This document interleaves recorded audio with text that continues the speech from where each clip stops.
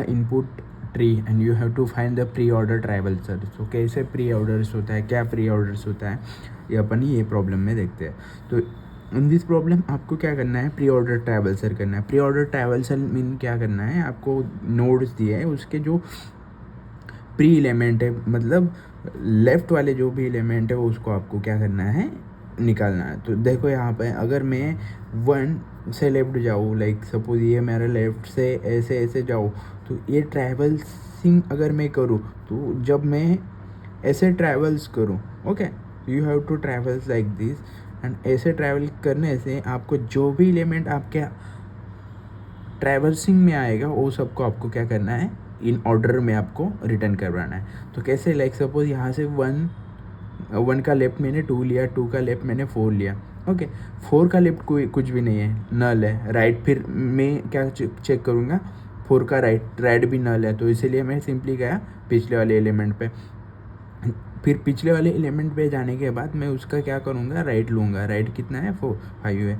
Similarly 6, then 7, then ऐसे travel करके अपने को क्या करना है, ये इसको रिटर्न करना है। तो अपना फाइनल आउटपुट क्या होगा यहाँ पे, 1 2 4 5 6 7 3 8 एंड 9, ये आपको क्या करना है, आंसर में रिटर्न करना है ये एरे। तो इसको कैसे सॉल्व करेंगे ये देखना है अपने को। ये ट्रैवल्सिंग और प्री ऑर्डर क्या हुआ आपको समझ में आया, और कैसे सॉल्व करना है लेफ़्ट को, तो वो भी समझ में आया। तो देखो यहाँ पे अभी मैं अपने को क्या गिवन रहेगा, प्री ऑर्डर ट्रैवल्सर वाला जो फंक्शंस रहेगा उसमें आपको क्या दिया रहेगा, ट्री नोड दिया रहेगा।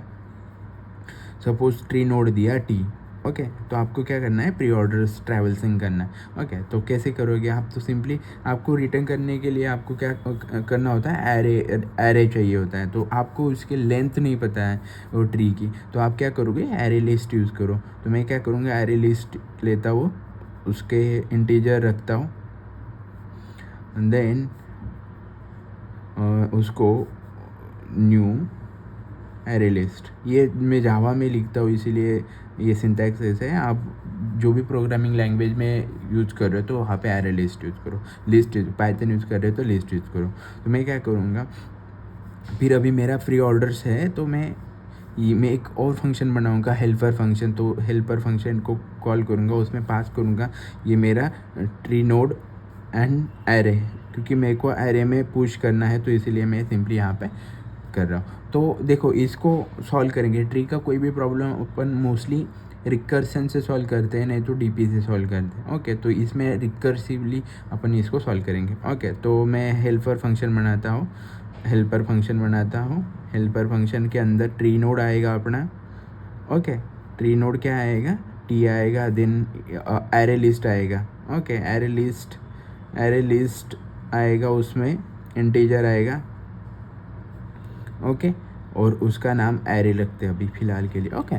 तो देखो यहाँ पे अगर बेस कंडीशन क्या है, यहाँ पे देखो अगर कोई भी एलिमेंट का जो नेक्स्ट एलिमेंट है, नेक्स्ट लेफ़्ट और राइट है, उसमें से कोई भी नल आ रहा है, मतलब टी अगर नल आ रहा है तो आपको क्या करना है, उसको स्टॉप करवा देना है। तो सिंपली मैं क्या करूँगा, इफ़ अगर मेरा टी इज टू नल है, नल आ रहा है, तो मैं सिंपली उसको क्या करूँगा, रिटर्न करवा दूँगा स्टॉप, मतलब अभी मेरा कंपाइल ख़त्म कर दूँगा, ओके।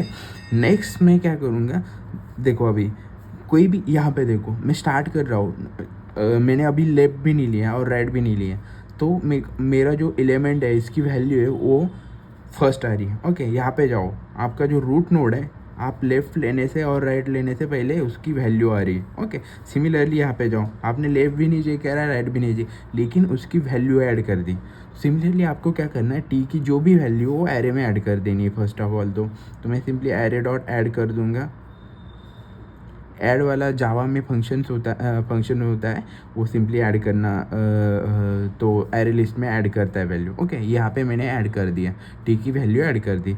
देन अभी उसके बाद देखो ये मैंने ऐड करने के बाद क्या किया, लेफ़्ट लिया, तो मैं क्या करूँगा, हेल्पर फंक्शन को क्या करूँगा, लेफ़्ट करूँगा, टी डॉट लेफ़्ट, और एज मेरा एरे तो एज इट इज़ रहेगा, एरे में कुछ भी चेंज नहीं होगा, ओके। देन जैसे ही लेफ्ट किया, ओके, सिमिलरली लेफ्ट करते करते गए, ओके।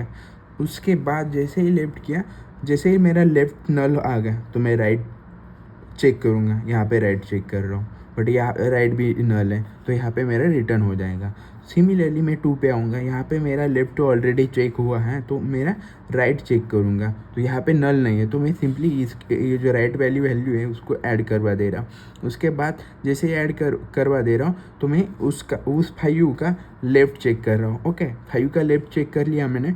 देन मैंने लेफ़्ट को चेक करने के बाद मैंने यहाँ पे आया, फिर से ये ऐड कर दी लेफ़्ट वाली वैल्यू।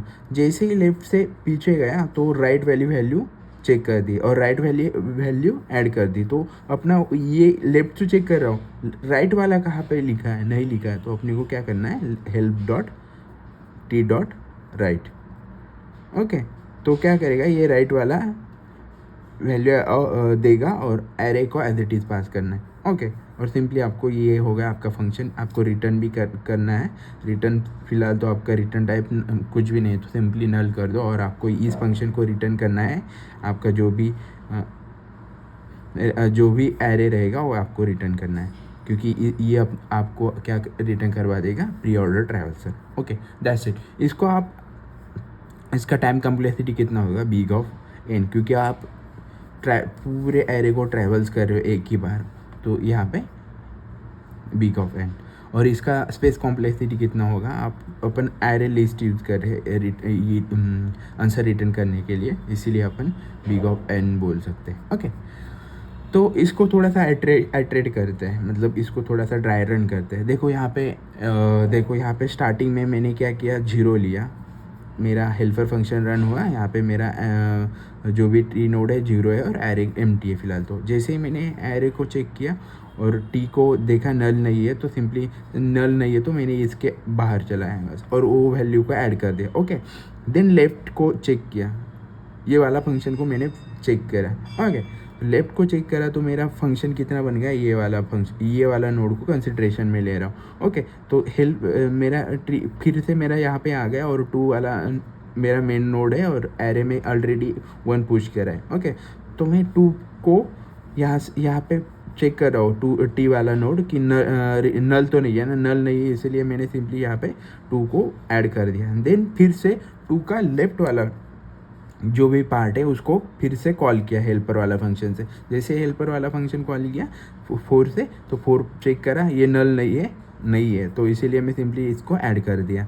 ओके, तो इसके बाद 4 के बाद फिर से मैंने टी का जो लेफ़्ट है, 4 का लेफ़्ट जो है वो नल है, उसको नल भेज दिया और एरे को एज इट इज़ भेज दिया। तो जैसे भी यहाँ पे नल आया, टी मेरा नल हो गया, तो ये सिंपली यहाँ पे रिटर्न करवा देगा। उसके बाद कोई भी ये ऐड वाला फंक्शन नहीं चलेगा। ओके, और ये वाला लेफ़्ट वाला पार्ट है ये भी ख़त्म हो गया, तो ये सिंपली ये रिवर्स आएगा, यहाँ पे आएगा ये वाला फंक्शन को, क्योंकि स्टैक में कैसे है यहाँ पे पुश होते रहते हो फंक्शन। ओके, ये वाला फंक्शन को कॉल करेगा। ओके, तो इसका लेफ़्ट वाला पार्ट ख़त्म हुआ है, ये एग्जीक्यूट करने को स्टार्ट होगा। तो जैसे ही यहाँ पे एग्जीक्यूट होगा 2 का राइट वाला पार्ट, तो ये वाला पार्ट कंसिडरेशन में आएगा। ओके, तो ऐसे आप ड्राई रन कर सकते हो। ओके, तो इससे आपका आंसर आ जाएगा। Thank you guys, thank you so much.